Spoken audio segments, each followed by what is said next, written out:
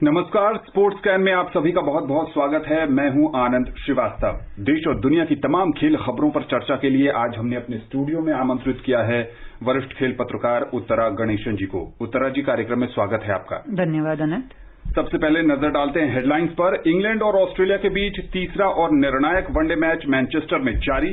Italian Open tennis में Wawrinka हुए उलटफेर का शिकार। रोहन बोपन्ना अपने जोड़ीदार के साथ बढ़े आगे। पी हरिकृष्णा सेंट लुई शतरंज टूर्नामेंट के तीसरे दौर के बाद शीर्ष पर। और नई दिल्ली में अगले वर्ष होने वाला निशानेबाजी विश्व कप टोक्यो ओलंपिक का क्वालिफिकेशन टूर्नामेंट भी होगा। सबसे पहले बात करते हैं इंग्लैंड और ऑस्ट्रेलिया के बीच हो रहे तीसरे और निर्णायक मुकाबले की। मैनचेस्टर में ऑस्ट्रेलिया के साथ तीसरे और अंतिम एक दिवसीय अंतर्राष्ट्रीय क्रिकेट मैच में आज इंग्लैंड ने टॉस जीतकर पहले बल्लेबाजी करने का फैसला किया है। इस मुकाबले में इंग्लैंड ने ऑलराउंडर सैम करन की जगह मार्क वुड को अंतिम एकादश में शामिल किया है। ऑस्ट्रेलिया ने पूर्व कप्तान स्टीव स्मिथ को अब भी एहतियात के तौर पर अंतिम एकादश में जगह नहीं दी है। ऑस्ट्रेलिया ने इस तरह अपनी टीम में कोई बदलाव नहीं किया है। 3 मैचों की श्रृंखला में दोनों टीमें 1-1 से बराबरी पर हैं। उत्तरा जी, क्या हाल है मैच का? अभी तक तो ठीक चल रहा है। जब लास्ट चेक किया था तो इंग्लैंड 117 पे 4 थी 22 ओवर में। तो थोड़ा सा रिकवर किया है क्योंकि पहले 3 विकेट तेजी से गए थे और पहला विकेट तो खैर बिल्कुल ही शुरू में चला गया था जो रूट का जो था। पर जिस तरह से पिछले मैच में कमबैक किया था, मुझे लगता है इंग्लैंड थोड़ा सा कॉन्फिडेंस के मामले में ऑस्ट्रेलिया से आगे रहेगी। और मैच से ज्यादा मुझे लगता है कि थोड़ा सा ये कंसर्न है कि स्टीव स्मिथ को लगातार फिर बाहर बिठाया गया है। और क्योंकि वहां पे कोई जर्नलिस्ट नहीं है, कोई मीडिया इस वक्त नहीं है साथ में, बायो बबल और उसके चक्कर में, तो किसी को कोई आइडिया नहीं है कि एग्जैक्टली कैसे लगा उनको, कितना लगा। और उनका इस तरह से मैचेस मिस करना और टीम मैनेजमेंट का ये कहना बार बार के कुछ सीरियस नहीं है, लेकिन स्टीव स्मिथ जैसा खिलाड़ी अगर सीरियस ना हो तो मुझे नहीं लगता बाहर बैठने के लिए एग्री करेगा या कोई टीम उन्हें बाहर बैठाने के लिए एग्री करेगी। तो थोड़ा सा वो कंसर्न की बात है, खासकर कि इस बार इसलिए क्योंकि इसके ठीक बाद वो वहां से सीधा यूएई जाएंगे आईपीएल के लिए। तो क्या वो खेलने की स्थिति में होंगे? अगर वो अपनी टीम के लिए नहीं खेल पा रहे हैं तो कितना रिकवरी होगा, ये थोड़ा सा देखना पड़ेगा स्टीव स्मिथ के मामले में। इस मुकाबले में जेसन रॉय, जैसा कि आपने कहा, बिल्कुल शुरू में आउट हो गए। उन्होंने खाता भी नहीं खोला। जो रूट ने भी खाता नहीं खोला। ओइन मॉर्गन 23 रन बनाकर आउट हुए। जॉस बटलर 8 रन बनाकर आउट हुए। इस समय जॉनी बेरेस्टो 79 रन बनाकर और सैम बिलिंग्स 14 रन बनाकर क्रीज पर हैं। क्या प्रेडिक्टेड स्कोर आप देख रहे हैं यहां से? देखिए, बिल्कुल नई पिच है और इस पूरे सीजन में पहली बार एक नई पिच पे खेला जा रहा है। वरना जो 3 सीरीज हुई हैं, पाकिस्तान वाली और वेस्ट इंडीज वाली, बीच में आयरलैंड की भी थी, और जो पिछले मैचेस हैं ऑस्ट्रेलिया सीरीज के, ये सारी चीजें जो हैं वो लगातार 2 पिचेस के बीच में बटी हुई थी। तो एक बिल्कुल फ्रेश पिच पे हो रहा है। जितना वहां से खबर आई है उससे ये लग रहा है कि बैटिंग इजी होनी चाहिए थोड़ी सी, पर जिस तरह से अभी तक इंग्लैंड की बैटिंग रही है, लग तो नहीं रहा कि बहुत ज्यादा आसान है। पर इसका थोड़ा सा श्रेय मुझे लगता है कि हमें ऑस्ट्रेलिया के बॉलर्स को भी देना चाहिए, क्योंकि उनकी बैटिंग भले ही उस तरह से इंप्रेसिव ना रही हो इस सीरीज में, लेकिन ऑस्ट्रेलिया की बॉलिंग ने लगातार अच्छा प्रदर्शन किया है, T20s में भी और ODIs में भी।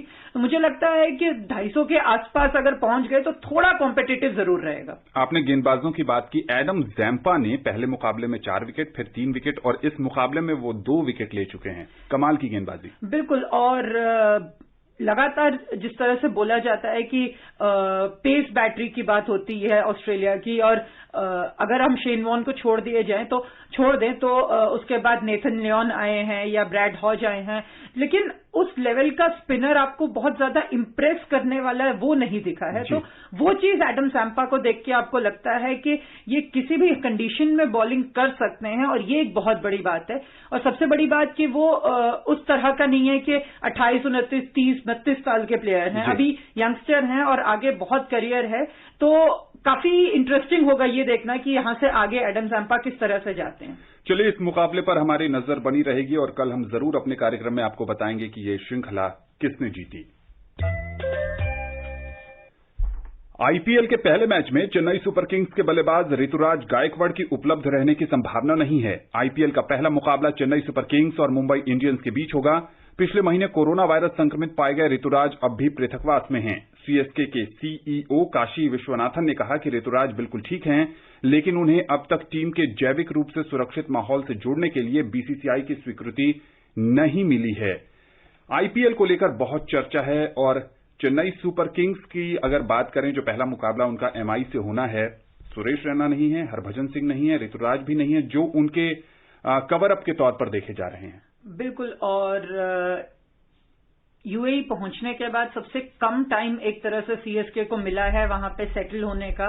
और जब आपके मेन खिलाड़ी नहीं होते हैं तो पूरी प्लानिंग आपको एक नए सिरे से करनी पड़ती है, क्योंकि सुरेश रैना वहां जाके वापस आए हैं। तो हो सकता है हरभजन का फिर भी थोड़ा बहुत आइडिया हो टीम को, क्योंकि वो पहले भी यहां से देर से गए थे। जब बाकी टीम इकट्ठी हुई थी चेन्नई में तो वो नहीं थे वहां पे।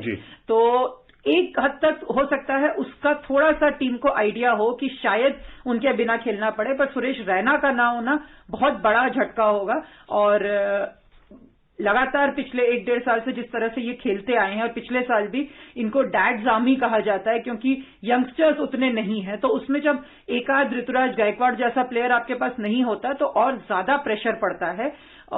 और जितनी खबरें वहां से आ रही हैं उसमें लगातार यही कहा जा रहा है कि रिटायरमेंट अनाउंस करने के बाद शायद ये सबसे बड़ी चुनौती होगी एमएस धोनी के लिए, एक खिलाड़ी के तौर पर भी, पर एक कप्तान के तौर पर भी। क्योंकि जब आपके पास आपके मेन खिलाड़ी नहीं होते हैं, जब आपको उस तरह से साथ में बैठ के प्लान करने का टाइम नहीं मिलता है। टीम पूरी चेन्नई में इकट्ठी हुई थी, लेकिन शायद उसकी ही वजह से ये आइसोलेशन और कोविड केसेस का भी उनको सामना करना पड़ रहा है। तो लगातार हमने ये देखा है कि धोनी अंडर प्रेशर अच्छा परफॉर्म करते हैं, उनकी कप्तानी पे कभी सवाल नहीं उठता है। तो ये शायद रिटायर होने के बाद उनके लिए सबसे बड़ा चैलेंज होगा कि वो किस तरह से अपनी टीम संभालते हैं, किस तरह का टीम कॉम्बिनेशन बना पाते हैं। और पहला मैच जिस तरह से वो खेलते हैं, उनका अपना परफॉर्मेंस और बाकी की टीम का परफॉर्मेंस, उससे काफी कुछ ये समझ आएगा कि सीएसके इस साल किस तरफ जा रही है। जो टीम कॉम्बिनेशन है उत्तरा जी, उसको देखते हुए कौन सी टीम फेवरेट इस समय दिखाई दे रही है, क्योंकि 2 दिन के बाद आईपीएल शुरू हो रहा है? देखिए, अगर फेवरेट की बात करें तो ये साल इतना अजीब है कि मुझे नहीं लगता कोई भी टीम खुद भी खड़े होके ये बोलना चाहेगी कि हम फेवरेट्स हैं। सारे कॉन्फिडेंट जरूर हैं, लेकिन फेवरेट वाली चीज मुझे नहीं लगता कि कोई भी टीम बोल पाएगी। राजस्थान रॉयल्स हमेशा से अंडरडॉग्स रही है, लेकिन इस बार उनके पास बेन स्टोक्स नहीं है और स्मिथ पे भी क्वेश्चन मार्क है। स्मिथ पे क्वेश्चन मार्क है। जोफ्रा आर्चर यहाँ खेल रहे हैं, तो वो कितना और वो लगातार पूरा सीजन खेल के आए हैं, तो वो कितना फ्रेश होंगे, कितना परफॉर्म कर पाएंगे, खासकर की शुरुआत के गेम्स में। तो उन पे सवाल उठता है। आरसीबी का भी वही हिसाब है, उनके पास हमेशा से बहुत बड़े बैट्समैन रहे हैं, विराट कोहली और एबी डिविलियर्स जैसे, लेकिन उनका ट्रैक रिकॉर्ड ये कहता है कि सिर्फ बड़े प्लेयर्स से टीम नहीं बनती, टीम अच्छे प्लेयर्स से बनती है कि उनका तालमेल कैसा बनता है। और सबसे बड़ी बात, वहां पे जब आप पहला मैच खेलने उतरेंगे तो जितने भी खिलाड़ी हैं, चाहे वो इंडियन हैं या फॉरेन प्लेयर्स हैं, अगर वेस्ट इंडीज, इंग्लैंड और ऑस्ट्रेलिया कुछ हद तक छोड़ दिया जाए तो बाकी सारी टीमें जो हैं वो एक बबल में रह के आई हैं। तो मेंटली कितना इमीडिएटली मैच में उतर पाते हैं। ट्रेनिंग अभी टीम्स की चल रही है, वो प्रैक्टिस कर रहे हैं, हर प्लेयर अपनी बॉडी के हिसाब से फिट है और ज्यादा फिट होने की कोशिश कर रहा है। लेकिन 6 महीने आपने कोई कंपटीशन देखा ही नहीं है, और इनफैक्ट कंपटीशन तो बहुत दूर की बात है कि इस आईपीएल में यूएई में जब ये लोग इकट्ठा हुए, उससे पहले इन लोगों ने उस तरह से फिजिकल एक्टिविटी भी नहीं की है। घर पे थोड़ा बहुत एक्सरसाइज करना या वर्कआउट करना और एक्चुअली ग्राउंड पे जाके वर्कआउट करना और ट्रेन करने में बहुत फर्क होता है। तो पहले मैच में, जैसा मैंने कहा, पहले मैच में या हर टीम का एक तरह से जो भी पहला मैच होगा वो आपको कुछ हद तक ये बताएगा कि वो टीम किस तरफ जाएगी। बाकी आज की तारीख में मुझे लगता है हर टीम सिर्फ ये उम्मीद कर रही होगी कि पहला मैच बहुत अच्छे से निकल जाए, ताकि एक टेम्पलेट सेट हो पाए और एक रिदम बन पाए। जी हाँ, बिल्कुल। और जैसे जैसे ये टूर्नामेंट आगे बढ़ेगा, वैसे वैसे कई युवा खिलाड़ियों के पास अवसर होगा कि वो अपने बेहतरीन प्रदर्शन से चयनकर्ताओं को प्रभावित कर पाएं, चूंकि इसके बाद भारतीय टीम को ऑस्ट्रेलिया जाना है। और उत्तरा जी बिल्कुल सही कह रही हैं कि जो मैच फिटनेस वाली बात है वो भारतीय खिलाड़ियों पर भी लागू होगी, चूंकि दक्षिण अफ्रीका के साथ जो श्रृंखला रद्द हुई थी उसके बाद से भारतीय टीम ने किसी भी तरह का कोई मुकाबला नहीं खेला है। इटालियन ओपन टेनिस टूर्नामेंट में क्या खबर है, ये बता रही हैं दीपिका। 3 बार के ग्रैंड स्लैम विजेता स्विट्जरलैंड के Stanislas Wawrinka Italian Open tennis tournament के पहले राउंड में इटली के 18 वर्षीय खिलाड़ी लोरेंजो मुसेटी से लगातार सेटों में हारकर बाहर हो गए। 10वीं वरीयता प्राप्त और टूर्नामेंट में सबसे उम्रदराज खिलाड़ी 35 वर्षीय वावरिंका को विश्व में 249वें रैंक के और इस टूर्नामेंट में सबसे युवा खिलाड़ी मुसेटी ने 6-0, 7-6 से हराया। दिलचस्प बात यह है कि मुसेटी का जब जन्म हुआ था तब वावरिंका एटीपी रैंकिंग हासिल कर चुके थे। पूर्व जूनियर नंबर 1 मुसेटी ने मैच में 4 बार वावरिंका की सर्विस तोड़ी। दूसरे दौर में मुसेटी का मुकाबला जापान के केई निशिकोरी से होगा। अन्य मैचों में दुनिया के नंबर 1 खिलाड़ी सर्बिया के नोवाक जोकोविच ने इटली के सल्वात्रो कारूसो को 6-3, 6-2 से हराकर तीसरे दौर में जगह बनाई। रूस के आंद्रेई रूबलेव ने अर्जेंटीना के क्वालिफायर फाकुंडो बेगनिस को 6-4, 6-4 से शिकस्त दी। दूसरे दौर में रूबलेव का मुकाबला पोलैंड के ह्यूबर्ट हरकस से होगा। 12वीं वरीयता प्राप्त डेनिस शापोवालोव ने अर्जेंटीना के गुइडा पेला को 6-2, 6-3 से मात दी। 13वीं वरीयता प्राप्त कनाडा के मिलोस राओनिच ने फ्रांस के एड्रियन मेनेरिनो को 7-6, 6-2 से पराजित कर बाहर का रास्ता दिखाया। इटली के मार्को सेचिनाटो ने ब्रिटेन के काइल एडमंड पर 3-6, 7-6, 6-2 से जीत दर्ज की। दूसरे राउंड में एडमंड का मुकाबला सर्बिया के फिलिप क्राजिनोविच से होगा। पुरुष डबल्स में भारत के रोहन बोपन्ना और कनाडा के डेनिस शापोवालोव की जोड़ी दूसरे दौर में पहुंच गई है। पहले दौर में बोपन्ना और शापोवालोव की जोड़ी ने चिली के क्रिस्टियन गेरेन और अर्जेंटीना के गुइडी पेला की जोड़ी को 6-4, 6-4 से पराजित किया। महिला वर्ग में विश्व की पूर्व नंबर 1 खिलाड़ी और 15वीं वरीयता प्राप्त एंजेलिक कर्बर को पहले ही राउंड में हार का सामना करना पड़ा। कर्बर को चेक गणराज्य की कैटरीना सिनियाकोवा ने 6-3, 6-1 से हराया। सिनियाकोवा का अगला मुकाबला अब रूस की डारिया कसातकीना से होगा। 9वीं वरीयता प्राप्त स्पेन की गर्बिनिया मुगुरुसा ने अमेरिका की युवा खिलाड़ी स्लोन स्टीफन्स को 6-3, 6-3 से मात दी। पूर्व फ्रेंच ओपन विजेता रूस की स्वेतलाना कुजनेत्सोवा ने एक कड़े मुकाबले में अमेरिका की बर्नांडा पेरा को 3-6, 7-6, 3-6 से पराजित किया। Deepika Sharma, sports scan. तो जोकोविच एक बार फिर जीत गए। मुझे लगता है कि उनके लिए बहुत जरूरी था, क्योंकि जिन हालात में पिछले टूर्नामेंट में यूएस ओपन से वो बाहर हुए थे, काफी निराश हुए होंगे अपने आप से और एक बारी फिर से अपने आप को साबित करने के लिए उतरे होंगे। और उम्मीद है कि वो इसी तरह से आगे जीतते रहें, क्योंकि बड़ा प्लेयर कोई उस तरह से है नहीं। एक वावरिंका बड़े प्लेयर बचे थे जो आउट हो चुके हैं, हार चुके हैं। जितने बाकी प्लेयर्स हैं, चाहे वो शापोवालोव हों या राओनिच हों, वो सारे अच्छे खिलाड़ी हैं, लेकिन जोकोविच का लेवल उनसे बहुत ऊपर है। तो मुझे और जोकोविच मैच खेलते हुए आए हैं, तो उम्मीद है कि वो शायद यहाँ उनको जीतने में बहुत दिक्कत नहीं होगी। पर जो हम लोग पिछले में क्रिकेट के बारे में बात कर रहे थे, मैच फिटनेस वाली, वो यहाँ पे भी देखने को मिलती है। जितने भी बड़े नाम हैं, चाहे वो वावरिंका हैं या कर्बर हैं या कुजनेत्सोवा हैं, ये सारे वो नाम हैं जो लगातार नहीं खेल रहे थे। ये लोग यूएस ओपन में भी नहीं थे, तो इसलिए जब ये मैच के लिए उतरते हैं तो वो फर्क दिखाई देता है। वरना एंजेलिक कर्बर इतनी हल्की प्लेयर नहीं है कि पहले राउंड में वो आउट हो जाए, पर वो मैच फिटनेस की जो हम बात करते हैं बार बार, वो बहुत इंपॉर्टेंट हो जाता है। और क्योंकि ग्रैंड स्लैम्स खत्म हो चुके हैं, तो अब जितने टूर्नामेंट्स हैं, चाहे वो इटालियन ओपन है या इसके बाद जितने भी आएंगे, वो एक तरह से इन सारे खिलाड़ियों के लिए अगला सीजन जो शुरू होगा उसकी तैयारी के लिए होगा। ऑस्ट्रेलियन ओपन के लिए एक तरह से तैयारी करने के लिए अपने आप को जितने ज्यादा ही, और जो जूनियर प्लेयर्स हैं, जूनियर इन द सेंस जो कम रैंकिंग वाले प्लेयर्स हैं, उनके लिए रैंकिंग पॉइंट्स लेने का एक अच्छा मौका है, क्योंकि बड़े खिलाड़ी नहीं खेल रहे हैं।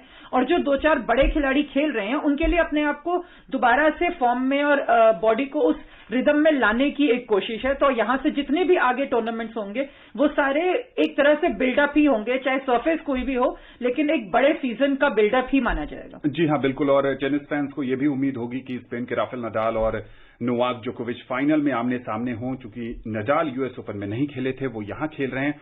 और 27 सितंबर से फ्रेंच ओपन भी शुरू होने वाला है, और ऐसे में देखना भी दिलचस्प होगा कि नडाल किस तरह का प्रदर्शन करते हैं।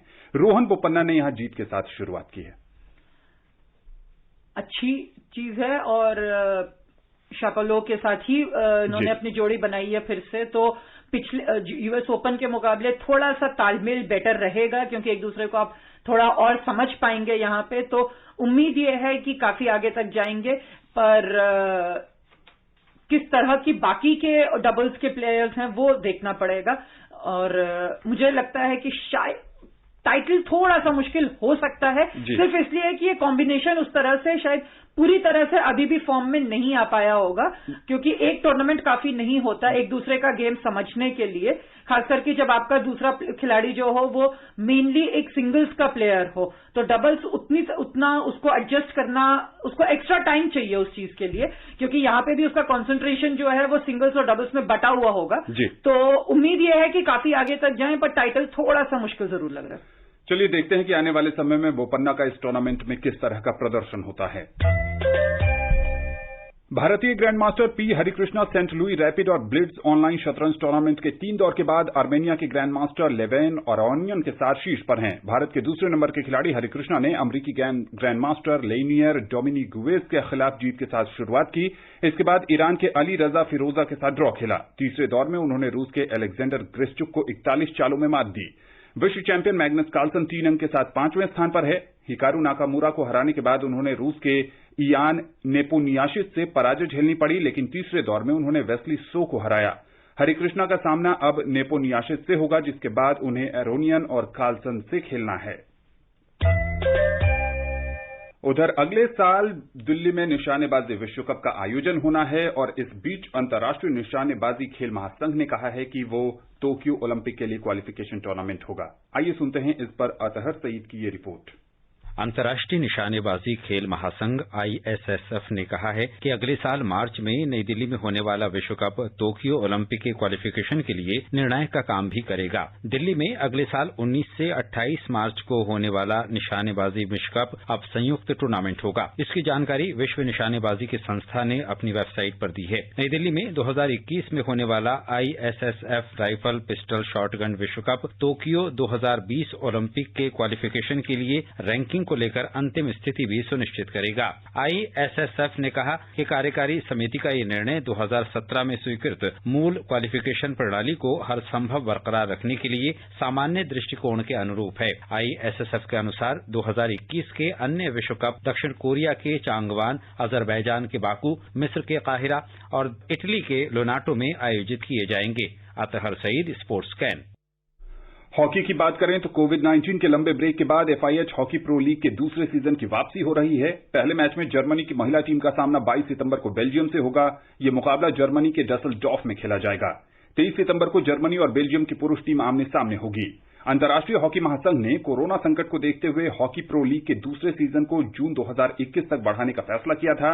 भारतीय टीम अगले वर्ष 10 और 11 अप्रैल को अर्जेंटीना का सामना करेगी। 8 और 9 मई को टीम इंडिया का सामना ब्रिटेन से होगा। 12 और 13 मई को भारत स्पेन की चुनौती का सामना करेगा। 18 और 19 मई को भारतीय टीम की टक्कर जर्मनी से होगी। ये सभी मुकाबले देश के बाहर खेले जाएंगे। 29 और 30 मई को भारतीय टीम न्यूजीलैंड की मेजबानी करेगी। तो एक और बायो बबल में शुरू हो रहा है हॉकी टूर्नामेंट। बिल्कुल, और बहुत दिनों से इसकी उम्मीद की जा रही थी, क्योंकि यूरोप में चीजें काफी कंट्रोल में आ चुकी हैं और जितनी भी यूरोपियन टीम्स हैं वो लगातार इसकी डिमांड कर रही थी। हॉलैंड, बेल्जियम वगैरह में तो क्लब हॉकी ऑलरेडी स्टार्ट हो चुकी है एक लेवल पे, तो उसको देखते हुए इन्होंने ये शुरुआत जरूर की है FIH ने। ये देखना पड़ेगा कि भारतीय टीम जब उतरती है तो कितनी तैयार होकर उतरती है, क्योंकि जब वो खेलने उतरेगी अर्जेंटीना के बाद, खासकर की जो पूरा उनका यूरोप ट्रिप है जिसमें 3 टीमों के साथ उनको खेलना है, 1 महीने के अंदर 6 मैच हैं उनके, उसमें वो कितनी तैयारी के साथ उतरेंगी, क्योंकि जब तक यूरोपियन टीम्स जो हैं वो ऑलमोस्ट 8-8 मैचेस अपने सारे खेल चुकी होंगी। तो टोक्यो के बिल्डअप के हिसाब से ये बहुत जरूरी होगा कि टीम किस तरह से अपने आप को उस दौर के लिए तैयार रखती है। चलिए उत्तरा जी, अब समय नहीं है कि इस पर या किसी और खबर पर आपसे चर्चा करें। आप स्टूडियो में आई और विशेषज्ञ राय आपने साझा की, आपका बहुत बहुत शुक्रिया। धन्यवाद। तो स्पोर्ट्स कैन का आज का अंक यहीं समाप्त होता है। पूरी टीम को दीजिए अनुमति। नमस्कार।